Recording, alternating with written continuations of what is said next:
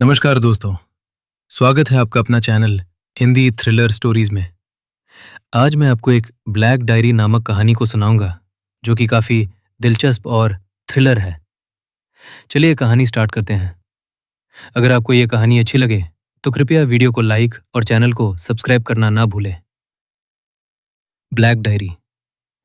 1:13 AM का सच। रात हम सबके लिए सिर्फ एक समय है, आराम का। लेकिन कुछ लोगों के लिए रात एक सजा होती है। और जब घड़ी की सुइयां ठीक 1:13 पर मिलती हैं तो कुछ कहानियां खत्म नहीं होती, शुरू होती हैं। आज की कहानी है एक डायरी की और एक घर की है, और उस समय की है जो किसी श्राप से कम नहीं। मध्य प्रदेश के एक छोटे से कस्बे देवगढ़ के बाहर घने पेड़ों के बीच एक पुराना जर्जर बंगला खड़ा था। लोग उसे ब्लैक हाउस कहते थे। क्यों? क्योंकि पिछले 10 सालों में जो भी उस घर में रहने गया वो या तो पागल हो गया या फिर मारा गया। लेकिन ये बातें सिर्फ अफवाहें थीं। कम से कम आदित्य को तो ऐसा ही लगता था। आदित्य 32 साल का क्राइम राइटर। उसकी किताबें सस्पेंस और मर्डर मिस्ट्री पर आधारित थीं। लेकिन इस बार वो सिर्फ कहानी नहीं लिखना चाहता था, वो असली डर महसूस करना चाहता था। और इसी तलाश ने उसे उस घर तक पहुंचा दिया। आदित्य का घर के अंदर कदम रखते ही एक अजीब सी ठंडक ने उसे घेर लिया। कमरे खाली थे, दीवारों पर सीलन और हर कोने में अंधेरा था। आदित्य ने खुद से कहा, डर सिर्फ दिमाग का खेल है। उसने अपना सामान रखा और लैपटॉप सेट किया और तय किया कि आज पहली रात यहीं बिताएगा। रात के 12 बजे तक सब सामान्य था, लेकिन जैसे ही घड़ी ने 1:13 दिखाया, ऊपर की मंजिल से धीरे धीरे कदमों की आवाज आने लगी। आदित्य ठिठक गया। कोई जानवर होगा, उसने खुद को समझाया। लेकिन वो आवाज मानो इंसानी थी, धीमी, नपी तुली, जैसे कोई जानबूझकर चल रहा हो। अगली सुबह आदित्य ने ऊपर जाकर देखा। एक कमरा था जिस पर मोटा ताला लगा हुआ था। नीचे के केयरटेकर से पूछा तो उसने कहा, साहब, वो कमरा मत खोलिए। पिछली बार जिसने खोला था वो बचा नहीं। आदित्य मुस्कुराया। डर बेचने का अच्छा तरीका है। अगली रात को उसने दरवाजे का ताला तोड़ दिया। कमरे में धूल जमी थी। बीच में एक पुरानी मेज थी और उस पर रखी थी एक काली डायरी। उस पर लिखा था, मत खोलो। आदित्य ने डायरी खोली। पहला पन्ना खाली था। दूसरे पन्ने पर लिखा था, जो भी इसे पढ़ेगा वो अगला होगा। आदित्य हंस पड़ा और बोला, क्लासिक हॉरर ट्रिक। लेकिन जैसे ही उसने अगला पन्ना पलटा, उसकी हंसी गायब हो गई। उस पर लिखा था, आदित्य, तुम देर से आए हो। आदित्य ने तुरंत डायरी बंद कर दी। ये नाम यहां कैसे? उसने तो किसी को नहीं बताया था कि वो यहां रहने आया है। रात फिर आई। घड़ी 1:12। आदित्य डायरी के सामने बैठा था। जैसे ही समय हुआ, 1:13, लाइट झपकी और हवा तेज चलने लगी और डायरी खुद ब खुद खुल गई। इस बार लिखा था, अपराध भूलने से मिटते नहीं। आदित्य का दिल तेज धड़कने लगा। उसे 5 साल पुरानी एक घटना याद आई। बात 2015 की थी। आदित्य ने एक खबर छापी थी। उसने एक बिजनेसमैन पर घोटाले का आरोप लगाया था। सबूत अधूरे थे, लेकिन खबर वायरल हो गई। उस आदमी की प्रतिष्ठा खत्म हो गई और कुछ दिनों बाद उसने आत्महत्या कर ली। आदित्य ने कभी सच जानने की कोशिश नहीं की और वो मेरी गलती नहीं थी, ऐसा वो खुद को समझाता रहा।